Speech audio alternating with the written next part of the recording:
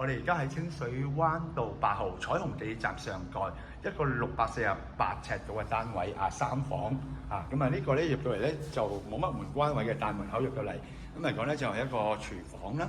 咁廚房咧就緊廚設計啦，有窗㗎。咁其實就一個 L 型嘅一個廚櫃面。咁當然咧有使用過嘅痕跡㗎，但係寬敞嘅。咁大家見到洗衣機、雪櫃啊，仲有廚面嘅空間。咁當然啦，可能如果新買家嚟講咧，要揸執佢啦。咁其實咧闊落㗎，呢度咧計翻落去咧，差唔多接近17尺幾、18尺。咁啊飯廳啦，擺喺呢一度絕對夠用。廳有連接住一個露台，咁嚟講咧露台咧向翻個景觀嚟講咧就相當開揚。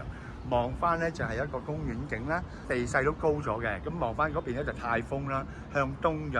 咁景觀嚟講咧都係以一個樹景、公園景為主啦。咁當然遠處都會望到啲樓嘅，但係都係一個好遠嘅距離啦。咁另外嗰邊咧就係晉賢啦，呢個晉賢下邊嘅嗰個公園啦。咁大家見到咧，其實呢一邊嚟講咧景觀相當開揚。由呢個38尺嘅露台咧。咁呢邊咧其實都有已經冷氣機嘅啦，主機位就喺呢一個位置。咁如果收葺嘅話咧，其實都會容易嘅，即係換冷氣機。咁呢一度咧就又行翻嚟個廳。咁但係咁闊度嚟講咧，咁有成3米啊！如果係深度咧就係講緊呢個咧就係5.2米嚇。咁樓底咧大家見到我哋冇開燈嘅，咁其實咧都好開揚，因為望翻個山景。咁樓底高度咧就2.66米。咁跟住咧，我哋由客飯廳咧行翻入嚟咧，就呢一個就洗手間啦。洗手間係名廁設計嘅，乾濕分離都係。其實呢個洗手間都特別大，所以業主咧都有2個洗面盤。呢邊咧就係即係去廁所嘅。咁呢邊咧就係一個沖涼嘅位置啦。咁就名廁嚟嘅。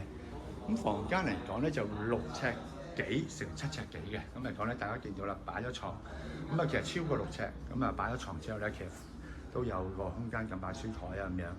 景觀咧廳房同向㗎啦，景觀嚟講咧相當開揚。始終佢呢個層數咧有翻咁上下，接近40樓啊。呢個咧就房間咧就冇擺到嘢，咁擺完床擺櫃，仲有小位置可以做書台啦。景觀嚟講咧，大家望翻啦，咁窗台咧就係附送嘅。由呢個客房咧，我哋再用翻去呢個主人房啦。